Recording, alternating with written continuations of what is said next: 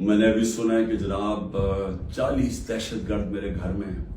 جن کو میں نے پناہ دی ہوئی ہے، اور کہا جی کہ ہم ان کے اوپر کوئی گھر کے اوپر کارروائی ہوگی 40 دہشت گرد کو پکڑنے کے لیے۔ میری ریکویسٹ ہے آپ کو کہ 40 دہشت گرد اگر گھر میں ہیں تو میری زندگی کو بھی خطرہ ہے، مہربانی کر کے ضرور آئیں یہاں، لیکن اس طرح نہ آئے کہ کوئی دعویٰ بول کے، اس طرح کریں سرچ وارنٹ لے کے آئیں ایک مہذب معاشرے کی طرح آئیں کہ کوئی نام تو دیں، یہ دہشت گرد ہے کون،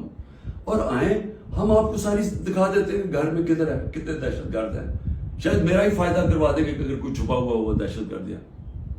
لیکن اس کو ایک بہانہ نہ بنائیں۔ جس طرح ہمارے لوگوں کو پکڑ رہے ہیں، جس طرح اس کو استعمال کیا گیا ہے تحریک انصاف کے اوپر کریک ڈاؤن کرنے کا، اس کو بھی استعمال نہ کریں کہ جس طرح